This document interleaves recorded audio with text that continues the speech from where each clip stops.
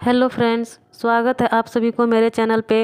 तो आज की हमारी कहानी का नाम है शोभा यात्रा। तो आइए कहानी शुरू करते हैं। रविवार का दिन था। मैं सोकर ही देर से उठी थी। सप्ताह में यही एक तो दिन मिलता है छुट्टी का, जब मैं चाहकर भी बिस्तर का मोह छोड़ नहीं पाती। इसलिए मैं अलसाई सी बिस्तर में दुबकी हुई थी। आँख खुली तो प्रातः के 8:30 बज रहे थे। ना जाने कितने सारे काम बिस्तर में पड़े पड़े ही याद आ रहे थे। बेडशीट बदलनी है, पर्दे बदलने हैं, जाले निकालने हैं, फर्नीचर पर ना जाने धूल की कितने परतें जमी है जिन्हें साफ करनी है। वैसे कहने को तो इतवार छुट्टी का दिन आराम का रहा, पर वास्तव में ऐसा हो नहीं पाता। पूरे हफ्ते भर के काम की कसक जैसे इस एक ही दिन में सिमट जाता है। ऊपर से गर्मी भी द्वार पर दस्तक दे चुकी है।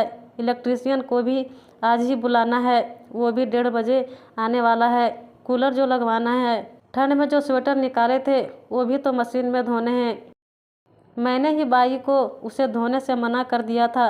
दरअसल स्वेटर इतने महंगे हैं कि अगर एक का रंग भी दूसरे पर चढ़ गया तो गए काम से। स्वेटर तो गया, सुधीर की डांट सुननी पड़ेगी सो अलग। बाई तो रगड़ रगड़ कर इतनी बेदर्दी से धोती है कि पूरी शाइनिंग ही चली जाती है। अभी पिछले साल की ही तो बात है। मैंने सुधीर के लिए एक पुलोवर लाया था। खूब खिलता था सुधीर पर। अनजाने में धोने के कपड़ों में चला गया। बाई ने ऐसा धोया कि दोबारा पहनने लायक ही नहीं रहा। तब से इस मामले में मैं थोड़ी कॉन्शियस हो गई हूँ। वैसे तो छुट्टी के दिन मेरा भी जी चाहता है कि कोई हाथों हाथ गर्मा गर्म खाना खिलाए, मैं भी टीवी के सामने पैर पसार कर बैठे इत्मीनान से सीरियल का लुत्फ उठाऊँ। पर इस कमबख्त किस्मत में आराम कहाँ। कभी कभी तो मन में मेरे भीतर टीस सी उठने लग जाती है। आखिर मैं भी तो रोज़ ऑफिस जाती हूँ, थकी हारी लौटती हूँ, फिर घर के सारे काम काज निपटाती हूँ। घर के बाहर लगभग सारे काम भी मैं ही करती हूँ। सुधीर को कितनी बार कहा है कि ये हम दोनों का घर है। एक हाथ ताली नहीं बजती, पर मजाल है इनके कानों में जूं तक कभी रेंग जाए। खैर कभी कभी लगता है कुछ गलती मेरी भी है। सारे काम मैंने ही खुद पर ओढ़ लिए हैं। सुधीर ने तो कई बार मुझसे कहा कि तुम नौकरी छोड़ दो, खुद की सेहत पर ध्यान दो। कभी देखा है खुद की सूरत को आईने में? तन है कि सूखता जा रहा है और मन तो जाने कब का सूख चुका है। तुम्हें क्या ज़रूरत है नौकरी की? 5-6 हज़ार रुपयों के लिए अपने स्वास्थ्य के साथ खिलवाड़ कर रही हो। देखो सुधा, मेरी जॉब तो तुम जानते हो। मैं सुबह 9 बजे घर से निकल जाता हूँ और मेरे आने का तो कोई टाइम नहीं है। घर में बच्चे हम दोनों को मिस करते हैं। अपने बच्चों को टाइम देने के बजाय तुम दूसरों के बच्चों को सुबह से शाम तक पढ़ाने जाती हो। पर सुधीर की इन बातों को सुनकर मुझे और गुस्सा आता है। आखिर मैं ही क्यों कॉम्प्रोमाइज़ करूं? और फिर हमारा झगड़ा शुरू हो जाता है। पर इन झगड़ों से फ़ायदा भी क्या? काम तो आखिर मुझे ही करने पड़ेंगे, चाहे रोकर करूं या हंसकर। मैं एक काम धीरे धीरे निपटाते जा रही थी। बीच बीच में सुधीर की फरमाइश भी पूरी कर रही थी। कभी चाय, कभी नाश्ता, कभी पानी। इस दरमियान हम दोनों की फिर से लड़ाई शुरू हो चुकी थी और इस बार तो मैंने सुधीर को फिर से चाय बनाकर देने से मना कर दिया और भुनभुनाती हुई वॉशिंग मशीन में स्वेटर डालने चली गई। अचानक तभी ढोल नगाड़े और आतिशबाजी की आवाज़ों के साथ जब समूह का हर्ष और जोश से भरा शोर मुझे सुनाई दिया, लगा जैसे कोई बारात जा रही हो। शादियों वाला मौसम भी तो था। आए दिन बारात घर के सामने से गुजरती, कभी सुबह में कभी शाम में। मैं भी काम छोड़ दौड़ी दौड़ी आंगन में पहुंची। देखा तो ये कोई बारात नहीं थी, श्री कृष्ण भगवान की शोभा यात्रा थी। सबसे आगे बैंड बाजे वाले, उसके पीछे उल्लास और उमंग में नाचते झूमते लोगों का जनसमूह। कुछ लोग फुगड़ी खेल रहे थे, कुछ गरबा खेल रहे थे, तो कुछ धुनों पर थिरक रहे थे, मस्ती में झूम रहे थे। फिर एक ट्रक पर कुछ बच्चे झांकी के तौर पर राधा कृष्ण, राम सीता, साईं बाबा आदि देवताओं के भेष में बैठे थे।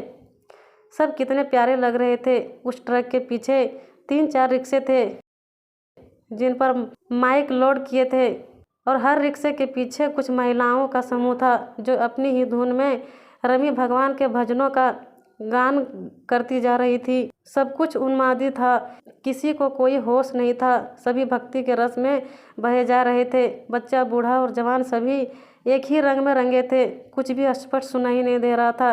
सुनाई दे रहा था तो वो था सिर्फ और सिर्फ शोर। रिक्शे के पीछे झेलिम वाले थे जो सफ़ेद रंग की धोती और हरी बंडी पहने हुए थे। कमर पर और सिर पर लाल रंग की धारीदार अंगोछा जैसा बांधा था और सिर पर मोर पंख भी लगाया था, जो अपनी ही धुन पर नाच रहे थे और उनका साथ दे रही थी आज की युवा पीढ़ी, मतलब उस समाज के कुछ युवा लड़के लड़कियां जो उनके रंग में रंग गए थे और उनके जैसा करने की कोशिश कर रहे थे। सब नाच नाच के बेहाल हुए जा रहे थे। उनके समाज के कुछ वॉलंटियर्स हाथों में पानी के पाउच और पीपरमेंट्स की गोलियों का पैकेट लिए दौड़ रहे थे और सबको बांट रहे थे। कुछ लोग ट्रैफिक व्यवस्था देख रहे थे कि ट्रैफिक जाम ना हो जाए।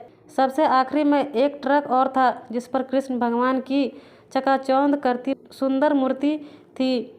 ऐसा लग रहा था मानो अभी बोल पड़ेगी। मेरा मस्तक श्रद्धा से झुक गया। उनके पीछे एक पालकी थी जिसमें छोटे से लड्डू गोपाल विराजमान थे। उस समाज के लोग बारी बारी से पालकी को कंधों पर उठा रहे थे और खुद को धन्य मान रहे थे। उनके पीछे 3-4 खुली जीप थी जिस पर कुछ बुजुर्ग बैठे थे और धीरे धीरे मंजीरे बजाते भजन गाते मगन हुए जा रहे थे। कोलाहल आगे जा चुका था। यहाँ सिर्फ मंजीरे की मीठी ध्वनि के साथ कुछ शब्द भी सुनाई दे रहे थे, छन छन छन, टिक टिक टिक। शोभा यात्रा आगे बढ़ चुकी थी और पीछे छोड़ गई थी मीठी गोली के रेपर्स, पानी के पाउच, शरबत के खाली पेपर, गिलास, फूलों के टुकड़े, गुलाब का रंग, प्रसाद के दाने और इन सब से अति एक शांत और क्लांत सड़क। मैं कुछ सोचने पर मजबूर हो गई। लान में रखी कुर्सी पर बैठ गई और सोचने लगी कि हमारी ज़िंदगी भी तो एक शोभा यात्रा है। हमारे मन मंदिर में जो आलस्य प्रेम के रूप में जिस भगवान का वास है उसे हम देखते ही नहीं हैं और अपने अपने सिर पर अपने अहम की शोभा यात्रा के लिए घूमते रहते हैं और ज़िंदगी के रास्तों पर खुद ही उलझनों, चिंताओं और परेशानियों के दुख का कचरा फैलाते जाते हैं और उस कचरे के साथ हमें रहने की आदत सी हो जाती है।